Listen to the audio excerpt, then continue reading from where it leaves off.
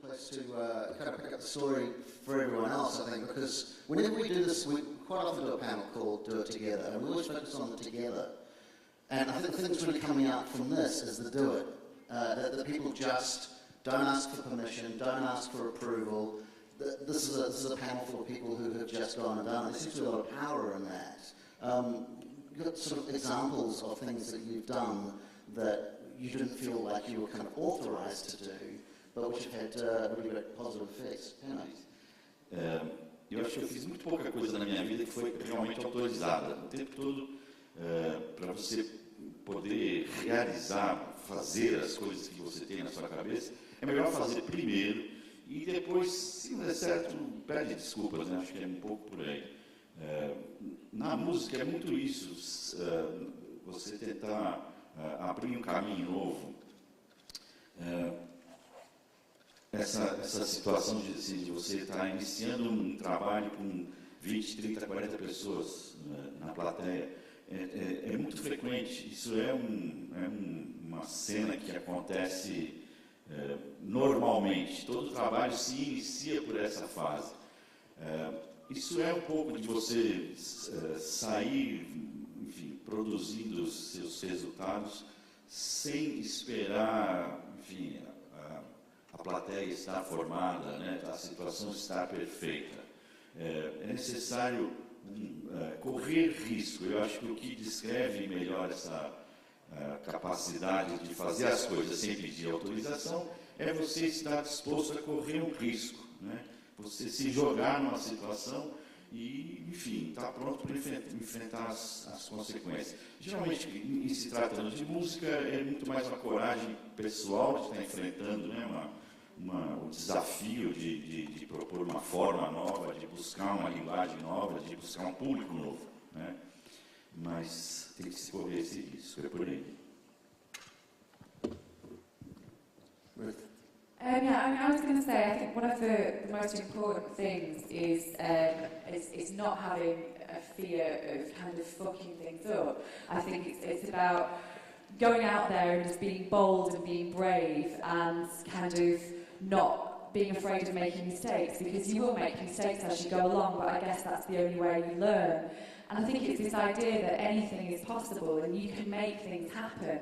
And for me, it's from forming bands and, you know, kind of going out there and starting to book our own shows and kind of then learning how to put on a gig and promote a gig, learning how to set up a record label, and now kind of learning how to run music at UnConferences kind of internationally.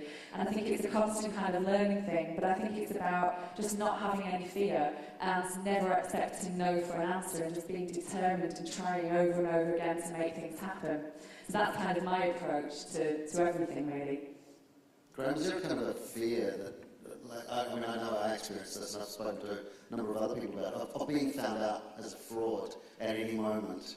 Is that kind of just a thing that musicians have? Or? No, I think every musician has influences, and I think every musician is aspiring to better himself in some way, and to make that connection with an audience, make that excitement. It's all about the first time you heard music and trying to regain a freshness with it. It connects people together with a similar attitude, and it's kind of like shopping in a way. You know, you're kind of browsing a lot of the time, and then certain things will be like, oh yes, that's so what I'm into, you know. And it's a different world now, whereas you used to feel very like on an island a lot of the time, like what Pete was saying. It's like you felt like the only two people in the world that wanted to make that kind of music. And it's a different world now, because like you can find all the other people around the world that are on your island. You know, it's changing all the time. It does seem like you need to have this attitude of not caring what other people think. I mean, do you care what other people think? Shall I tell you the truth? Yeah, I care what people think, but I never let it stop me doing anything. That's the whole point, I think. I mean, everybody's scared. I think females, girls and women especially, are not brought up to take risks, to look fools. You know, and I'm fed up with girls sort of saying, oh, well, you know, we need to be taken, you know, have a more sort of gentle attitude, or we need girl only, this or that, because actually, you know, get off and do it, for goodness sake. There's been enough time, you know, Slits did it 30 years ago, and I still feel that there's so many girls out there who play instruments, who, you know, can write well or whatever, and they're still not taking the chances because what? They don't want to look stupid or they don't want to fail. Because guys do that, you know. Okay, their upbringing is different, but guys try and fail and try again. And I really want to get the message across to girls that that's all you have to do, and then you die. So you might as well have done it anyway, you know. And I'm doing it now at my age, which is very unbecoming. But somebody's got to do it. You know, I haven't played guitar for 25 years. I just picked up a guitar again 18 months ago, and I felt exactly the same as I did when I was 17. I'm bluffing it. I don't know if I can do it or not, but I'm going to do it anyway. And I'm probably going to be famous again as well. There does seem to be a sense here that people have worked with other people and collaborated, and the kind of the do-it-yourself ethic is actually a group activity. But I'm kind of interested as well in the idea of doing it together as networking, as actually kind of having conversations with and advice from people that you don't actually plan a band with. Does that happen a lot? Is it helpful? Pete? I suppose it happened more in the past. I mean, I suppose personally, a bit more established, you know exactly what's happening, but you still need a sort of a network, even though it's not the same as the internet type thing.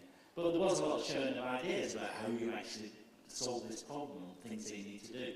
I mean, I remember when we first toured Europe, and in order so that you weren't importing guitars and things over to Europe, you had to have this mystical thing called a carnet. And you had to have this filled out for every country which you went in, which is basically a long list of all the equipment, so that it could be checked in and checked out. But then again, I remember that, but one of the bands who, or the guys who were at the Sex Pistols concerts, but that we did in Manchester, the good thing was that because of that, and there were so few people, then everybody got to recognise everybody else who was in the room. And so the next time you were out in a bar or a pub, then people would come along and you'd notice somebody, and then you'd say, oh, they're at the and you'd notice them and have a chat with them. And through that, you found out lots of ideas about what's going on. And so that became the Manchester scene, because there wasn't really a Manchester music scene that sort of pre those concerts. And there were these guys who came and said, well, how do you start a band? You know, what do you need? You know, and all the mystical stuff about how do you choose a drum kit? Because basically drummers were people who just said, right, you're on drums, and but therefore they didn't have a drum kit, so they had to go and find one. And anyway, this band ended up becoming a Joy Division, and so it was because we knew some more things than they did. Then they came to us and found out the answers, ask questions, and find out the answers. So I mean, that's an important part of networking, is to actually find somebody who knows something that you don't, and try and gain it from them. And in those days, there was a lot of that. I mean, and also the collaboration, as I said, with Malcolm Crowder. I mean, I suppose there were only about 3 or 4 punk bands in the whole of the UK at the time. And in order to make it look like there's something happening, then Malcolm Crowder would invite them all to the gig. But Susan the Banshees were just audience members. Billy Idol started off as one of their friends in the so-called Bromley contingent, and it was that kind of thing that, I mean, in a way there was a lot of talk of anarchy, and it was like that because people they're seeking permission, but doing it. And the amazing thing was that it was possible to do it. It's usually that you think there must be a law against doing it.